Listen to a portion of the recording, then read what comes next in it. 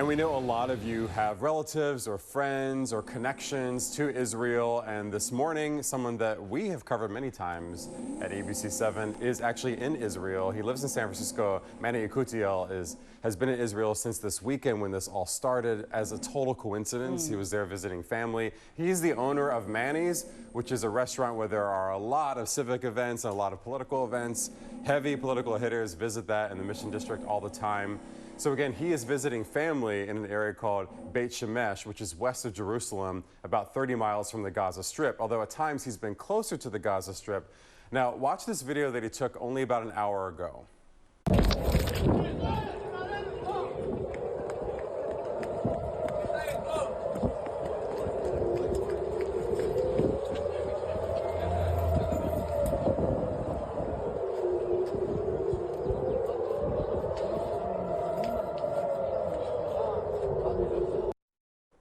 What you're hearing there are the air raid sirens above. Manny is joining us live. Manny, it's good to talk to you. I'm sorry that it's under these circumstances. What has the past few days been like for you?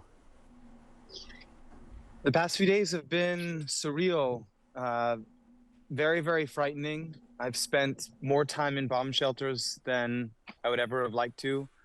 I've seen hundreds of children in synagogues having to run for cover and having to see their parents shield them.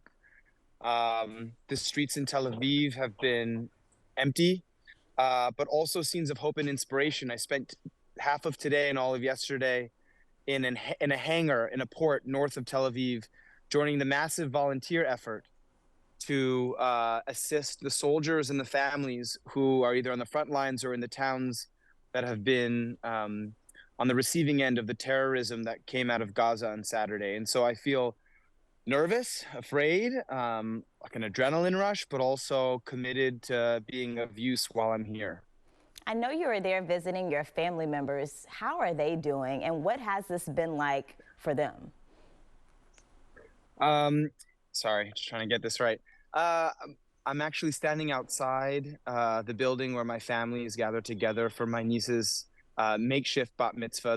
The bat mitzvah that I was here for obviously was canceled. You know, every new construction in Israel, a lot of new construction has bomb shelter rooms within the buildings. And so I guess it's kind of a solace to know that there's a bomb shelter that you can go to. But at the same time, I have 9 nieces and nephews, and they are very scared, you know, having to explain to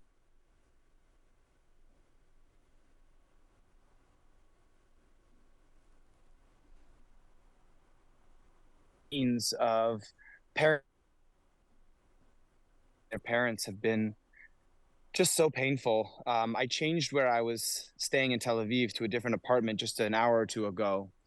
And the person who was staying in the apartment was leaving to go be with their family in the north. And the reason why they were leaving was because the wife's cousin was killed along with her husband, leaving 10-month-old twins in their house on the Gaza border.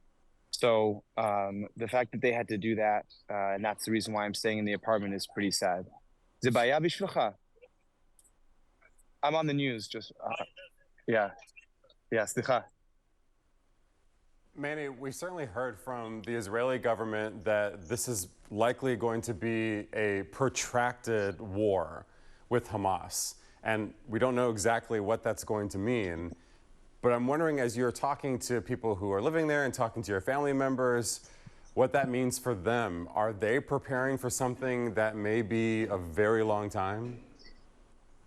I believe the military sent out notices to everyone that they needed to have enough supplies in their bomb shelters for 72 hours.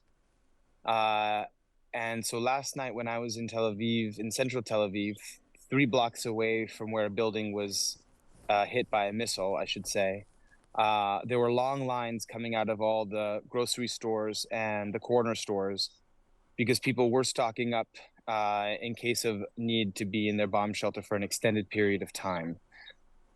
So I would say the answer is yes. People who aren't being called up into the reserves are going to be with their families, and people who are, I think over 300,000 people have been called up in the reserve. I called my cousin today, who happens to also own a coffee shop in Tel Aviv.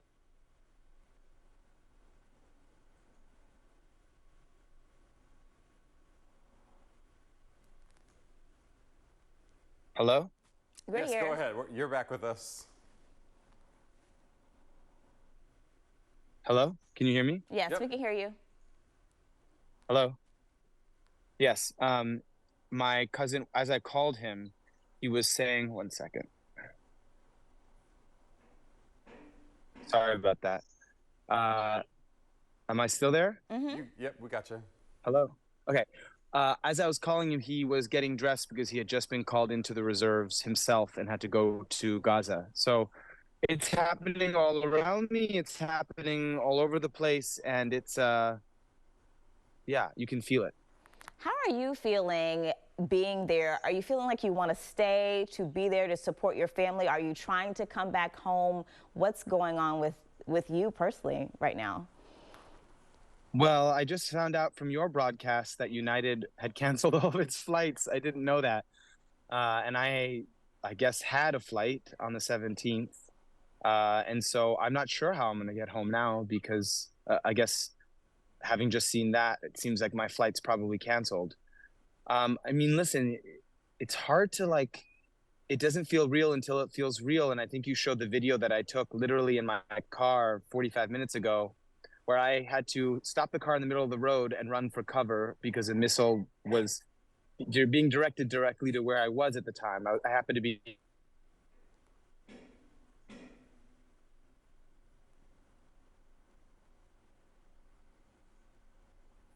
I'm just feeling very scared. I'm scared. Well, Manny, we hope that you stay safe. We are thinking about your family and, of course, wish the best for them as well. And we really appreciate you giving these updates. It's helping us connect more with what's happening there on the ground. And we wish you a safe return whenever that happens. Thank you again, Manny. Thank you very much.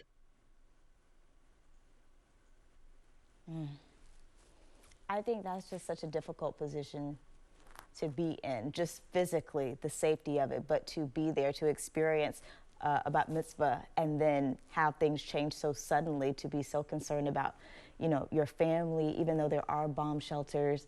But I can't imagine, you know, being in that situation, thinking about, am I going to be able to come back home? But then also knowing that you are leaving people here and you don't know what the situation is going to be. It's tough. And to hear, you know, that his family member is about to be called up into this war. You know, it's on multi levels that they're worried about, you know, their safety, and I'm sure that family member's safety as well. I just can't even imagine being in a place where there are air raid sirens going off and you have to seek immediate shelter, like we saw in that video. That's an unknown for us. So, and you know, I see Manny all the time around the Mission District and at various events and things. So it's just, it's bringing it home for me because this is my connection to it, I suppose, since I don't have family members over there.